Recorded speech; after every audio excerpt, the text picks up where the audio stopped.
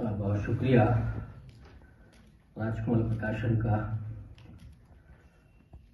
मंच पर आदरणीय प्रोफेसर रमेश दीक्षित जी, वरिष्ठ आलोचक वीरेंद्र यादव जी, प्रमोद रंजन जी, हमारे सामने बैठे वरिष्ठ कवि चंद्रेश्वर जी, डॉक्टर सेंथिल कुमार जी और मैडम मदरा मिश्रा जी, और आप तमाम दोस्तों, हमारे कुछ विद्यार्थी भी हैं।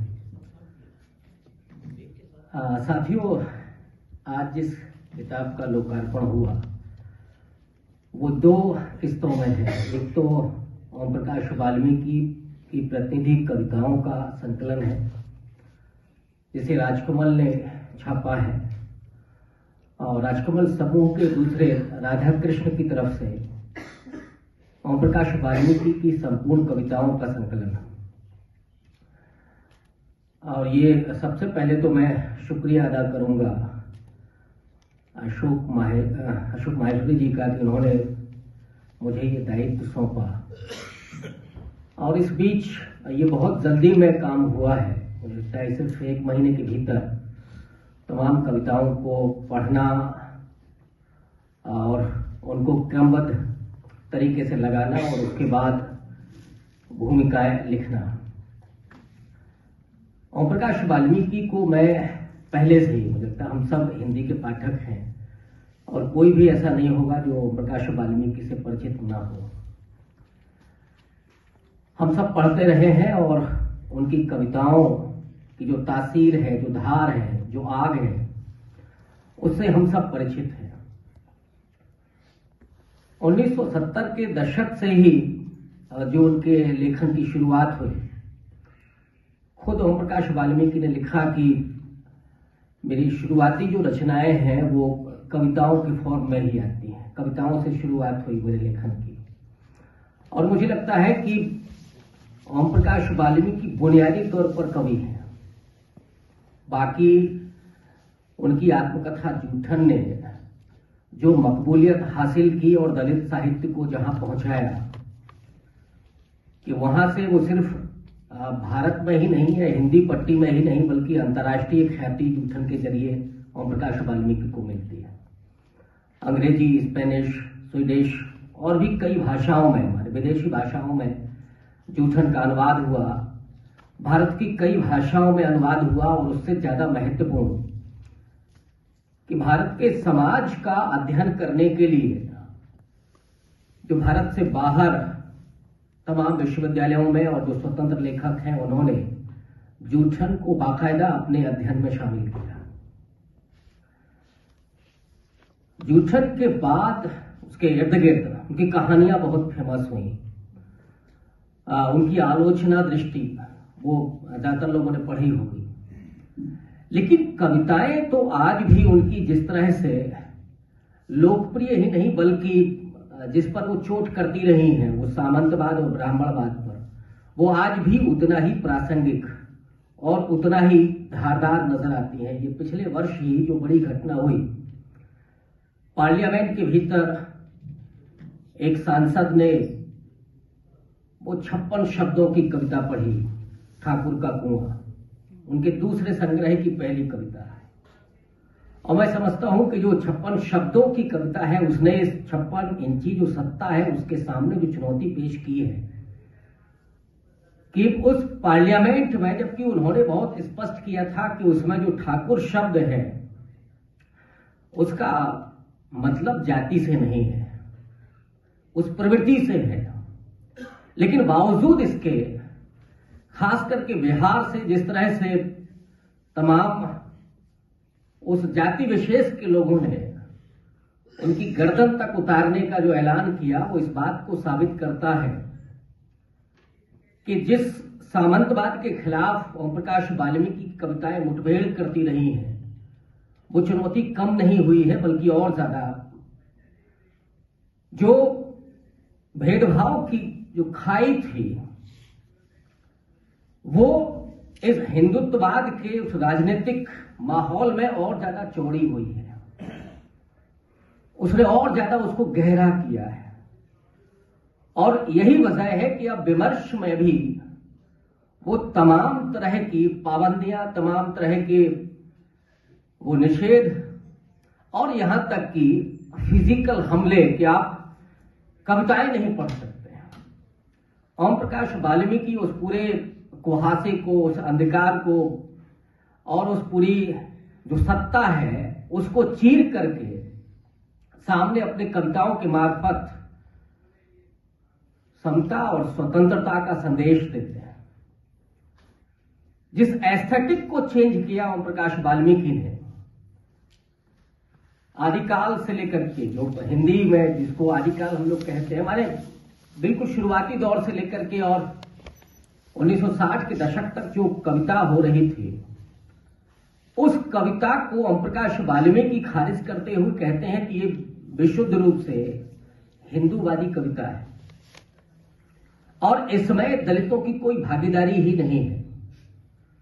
उनकी मुश्किलें, उनकी विसंगतियां, उनकी विडंबनाएं, उनकी समस्याएं वो है ही नहीं, उसको दर्ज ही नहीं किया गया, कहीं साहित्य में उसको जगह ही नहीं मिली। इसलिए दलित साहित्य ने सीधे तौर पर उसको खारिज किया और उस खारिज होने के बाद 90 के दशक में आकर के जो परिस्थितियां बनती हैं और 90 और 2000 में कि दलित साहित्य हिंदी का केंद्रीय साहित्य बनकर के उभरता है, वो पूरे अस्मितावादी विमर्श को, जिसमें दलित साहित्य है, स्त्रीवादी साहित्य है और आगे चल करके आदिवासी साहित्य आता है, वो धुरी बनता है, केंद्र बनता है साहित्य का।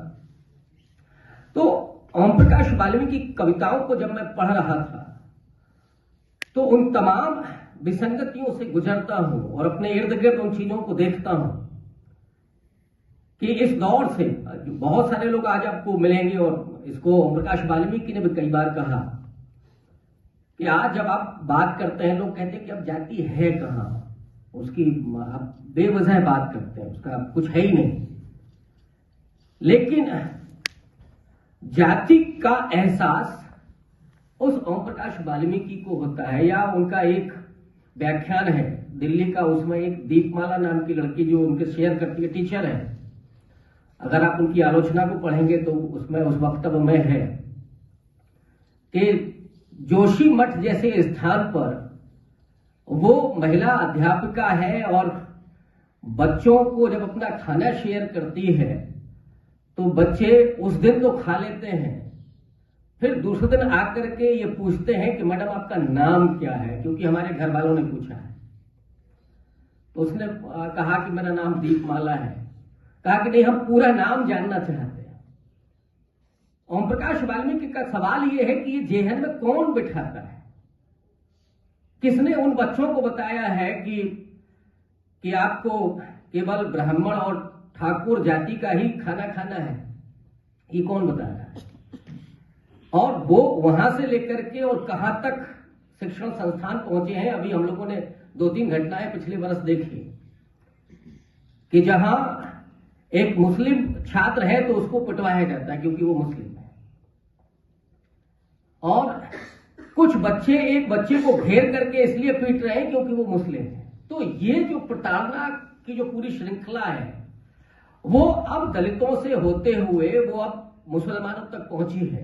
हालांकि ये पहले भी चीजें नहीं है, लेकिन अब ज्यादा मुखर तरीके से और ज्यादा आक्रामक तरीके से हमारे सामने आ रही है।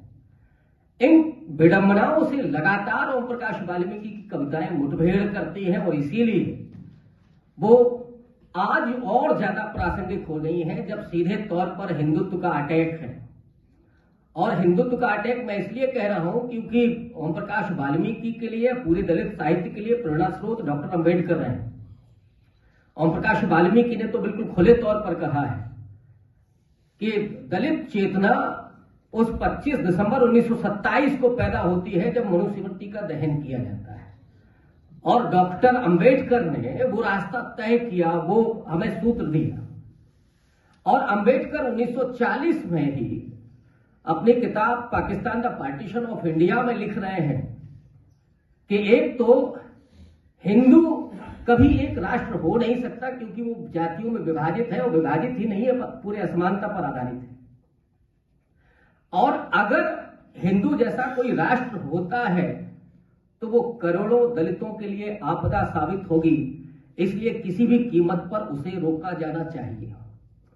ये डॉक्टर अंबेडकर ने सीधे तौर पर चेतावनी दे दी थी और उन्होंने अपने अंतिम दौर में आकर के जो फैसला किया, जिसका संकल्प उन्होंने बहुत पहले कर लिया था 1935 में ही, और 1956 में जब वो धर्मांतरण करते हैं तो वो रास्ता दे देते हैं कि उस रास्ते पर चल करके इस देश में समता और स्वतंत्रता स्थापित होगी।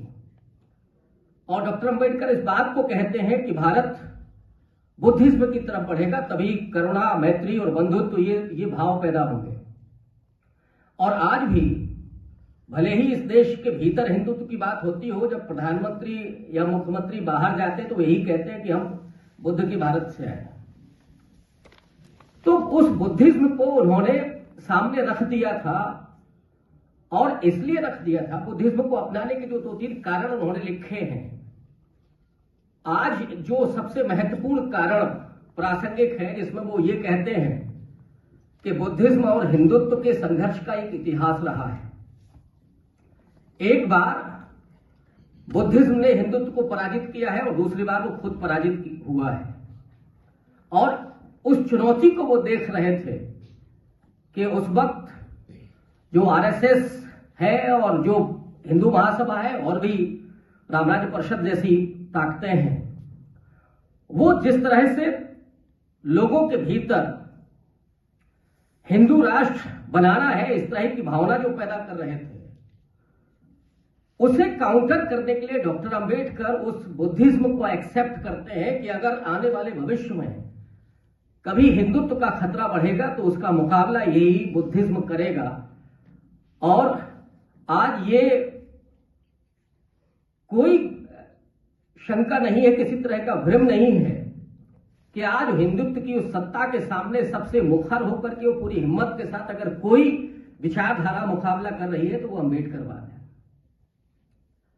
और बुद्धिज्म एक कल्चर के रूप में मैं उत्तर प्रदेश से लेकर के और पंजाब, महाराष्ट्र, इन तमाम जगहों पर इस बीच गया हूं और मैंने देखा है कि वो जमीन पर बहुत तेजी से उसका प्रचार और प्रसार हो रहा है। तो ये पूरी सैद्धांतिकी और वैचारिकी लेकर के ओम प्रकाश वाल्मीकि आगे बढ़ते हैं और ये भी कहते हैं कि दलित साहित्य का उद्देश्य बदला नहीं है, बदला लेना नहीं है। जिस तरह से लोगों को कई बार ये लगता है कि दलित साहित्य वो प्रतिक्रिया में लिखा गया है तो वो बदला चाहता, नहीं। सीधे तौर पर दलित साहित्यकारों का कहना है, ओम प्रकाश वाल्मीकि का यही मैसेज है कि ये बदले के लिए नहीं है बल्कि बदलाव के लिए लिखा गया साहित्य है। और समता, स्वतंत्रता और अंततः बंधुत्व, जिसकी तरफ डॉक्टर अंबेडकर ने बहुत प्रयासपूर्वक नेहरू जी को कह करके उस प्रियम्बल में बंधुत्व शब्द को शामिल कराया था कि जब तक इस देश में समता और स्वतंत्रता के साथ बंधुत्व नहीं स्थापित होगा तब तक आप देश को ग्रेट नहीं बना सकते। वो विश्व गुरु जुमला भले ही आप फेंकते रहें, लेकिन ग्रेटनेस तभी इस देश में आएगी, ये देश तभी मजबूत होगा जब वो बंधुत्व भाव आएगा। तो पूरी जो ओम प्रकाश वाल्मीकि की कविताएं हैं वो कई बार ये लगेगा कि वो ब्राह्मणवाद पर बहुत करारा प्रहार कर रही हैं, लेकिन अंततः वे कविताएं मैसेज वही देती हैं समता और स्वतंत्रता का। और इसके जरिए जो अंबेडकर ने किया था, मैं उन कविताओं को देख रहा था, हालांकि ओम प्रकाश वाल्मीकि पर बात करना बहुत लंबा हो जाएगा, लेकिन मैं संक्षेप में एक ही दो बात और कहूंगा। 2-3 बुनियादी मुद्दे उठाए हैं ओम प्रकाश वाल्मीकि ने। एक तो वो जाति की पीड़ा है, वो यातना है, वो वेदना है। और उस कविता को लिखते हुए बहुत सारे आलोचकों ने, और उस समय प्रगतिशील आलोचक भी थे, वामपंथी आलोचक भी थे, जो उस कविता को खारिज कर रहे थे, उस साहित्य को खारिज कर रहे थे। और वो खारिज कर रहे थे उस बिना पर कि दलित साहित्य में कलात्मकता नहीं है, आगे चल करके मैनेजर पांडे जैसे वामपंथी आलोचक आते हैं जो कहते हैं कि वेदना की कोई लय नहीं होती। आप किसी को पीटिए और उसको कहिए कि भाई साहब जरा लय में रोइए, ये संभव नहीं है। तो वो वेदना की कविता है, वो वेदना का साहित्य है और आगे चल करके वामपंथी आलोचकों के जरिए उसको महत्ता भी मिलती है, वो स्थापना भी होती है। तो उसमें जाति का दंश और पीड़ा तो है ही, और उसको मिटाने के लिए, उस जाति की उस पीड़ा को खत्म करने के लिए, अंतराल को खत्म करने के लिए सबसे ज्यादा जो अटैक किया है वो ओम प्रकाश वाल्मीकि ने उन शास्त्रीय मान्यताओं पर, क्योंकि खुद डॉक्टर अंबेडकर इस बात को कहते हैं कि जाति तभी खत्म हो सकती है जब उसकी ईश्वरीय मान्यता को खत्म किया जाए, क्योंकि जाति व्यवस्था हजारों साल से इसलिए है क्योंकि विभिन्न धर्मशास्त्रों के जरिए उसे ईश्वरीय बना दिया गया है। तो अंबेडकर मनुस्मृति का दहन करते हैं और ओम प्रकाश वाल्मीकि हो या दलित साहित्य का लगातार उन तमाम पौराणिक मिथकों पर सवाल खड़े करते हैं, और जो उस पौराणिक आख्यान में जो खलनायक हैं उन या जो प्रतिनायक हैं उनको वो सामने लेकर के आते हैं। उनके लिए कर्ण हीरो है, उनके लिए शंबुक हीरो है, और उनके लिए और भी जो एकलव्य है वो उनको सामने रखते हैं। ओम प्रकाश वाल्मीकि को सीधा कहना है कि जो पौराणिक मिथक हैं उसमें चाहे राम हो, कृष्ण हो, विष्णु हो, ये जो ईश्वर हैं वो उन्होंने इन किरदारों का अपमान किया है, उनकी हत्या तक की है। अब एकलव्य के जरिए जो अंगूठा काट लेना है, और कमल भारती तो अपनी एक शंबुक नाम की कविता में लिखते हैं कि जो शंबुक है वो शंबुक तप नहीं कर रहा है, उस तप के जरिए ब्राह्मण का बेटा नहीं मर रहा है, दरअसल मर रहा है ब्राह्मणवाद। तो ये कविता उस ब्राह्मणवाद के खिलाफ खड़ी हुई है, ब्राह्मण के खिलाफ खड़ी नहीं है, और जाति व्यवस्था को मिटाने के लिए उन तमाम धर्मशास्त्रों और मिथकों पर सीधे प्रहार करती है। ओम प्रकाश वाल्मीकि के यहां ये चीजें बेहद तार्किक ढंग से और बहुत सधे हुए अंदाज में आती हैं। लेकिन मैं फिर कहूंगा कि समूचा दलित साहित्य या ओम प्रकाश वाल्मीकि की कविता बदले के लिए नहीं बल्कि बदलाव के लिए है, समता, स्वतंत्रता और बंधुत्व को स्थापित करने के लिए। बहुत शुक्रिया।